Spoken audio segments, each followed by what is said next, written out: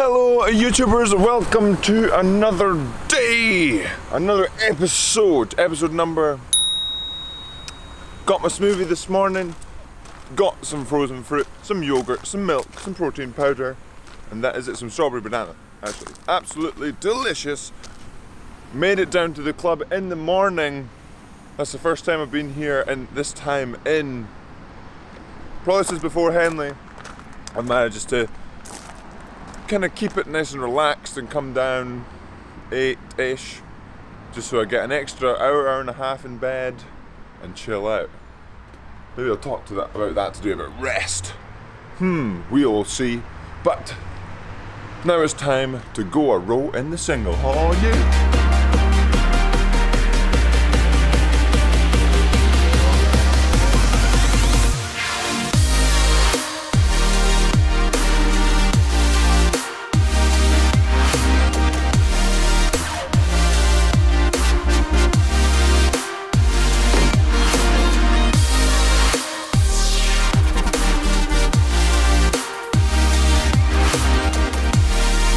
And we've made it back outside after our wonderful rowing single session in the single with Ollie Stevens. Absolutely fantastic. Much better, well, I wouldn't say much better, definitely better than yesterday in both my confidence in the single, and the water was a little flatter since I went out a bit earlier as well. Oh yeah. So gonna fuel up, because remember, food is fuel, and maybe I'll talk a little bit about resting for rowing, recovery for rowing, or just in general for exercise. Okay, let's get to some food. Okay, and that is breakfast finished. The fueling up has stopped until the next time, which will be lunchtime. It was just some eggs, some beans, some toasted bread, and a lot of cheese. Oh yeah. On the program is I'm going to be on the bicycle, and I just looked back to see what the wattages were for before Henley, and I'm going to try and get close to those. It'll be quite a good gauge of where my fitness is compared to then. Oh yeah. And also, I'll put the camera down and talk a little bit about rest and recovery. So rest and recovery can change person to person, like everything I spoke about. Weights for rowing, rest and recovery is different for everybody. Some people love napping and really need to nap. Other people don't really feel like they need to nap. Other people need lots and lots of sleep, like 50 hours a day, and other people can survive on like 7 hours of sleep a day.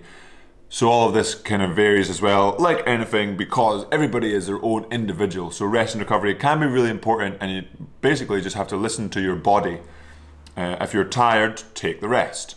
If you're not tired, take the opportunity to work harder. Or almost keeping the powder dry, if you will, to make sure that you're not burning yourself out. That was the issue I went through when I ended up with a tonsillitis type thing. The tonsils were constantly infected and inflamed, so they were keeping my body constantly fighting, and then so a lot of energy was being spent to do that. But then I'm trying to train, but I was like, oh, I'm just tired. But really I was overdoing it and burning myself out, and then hence taking 3 months off and getting my tonsils out. Oh yeah. But really, rest and recovery is probably the most important part of a program, because you can do 100k one day, and then the next day you might do no Ks because you've overdone it. So if you can space things out and get enough rest, so each session is performed to a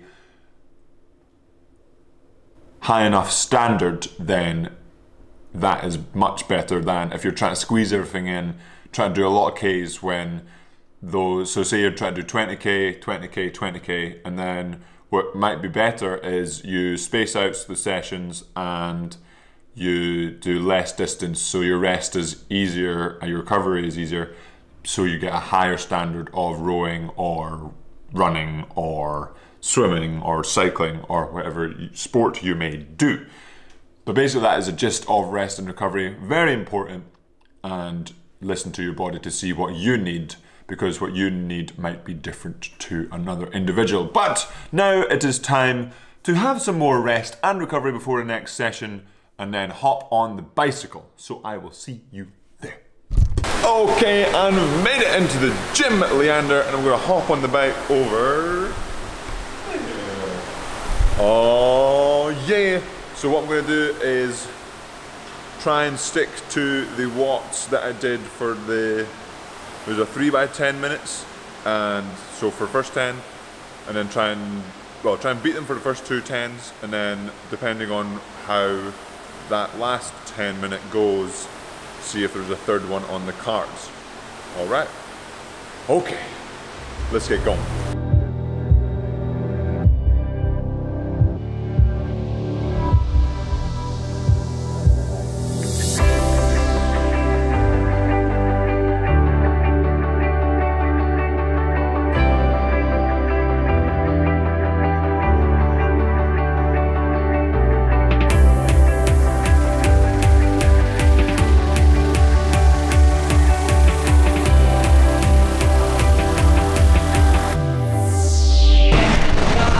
There we go, that is one 10-minute done, so I was at 333 watts, which was more or the same as the second one on the last 3 by 10. So let's see what happens. Oh yeah, maybe I'll blow!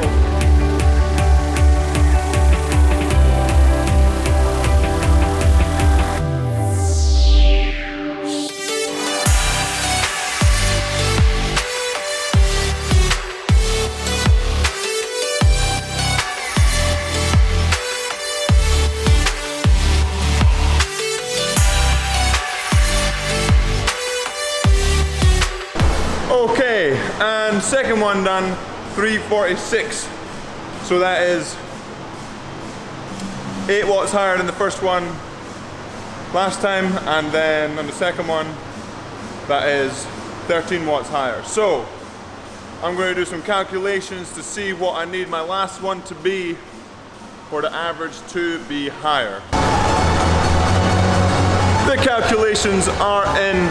The average last time was 346, and for me to get 346 on this one, I have to do 360 or higher on the last one. But if I'm at 360 anyway, then we're going to have to see about going higher. But we'll soon find out. I might blow and throw up. Who knows? Let's go 360 minimum, hopefully, and then let's get it! Yeah!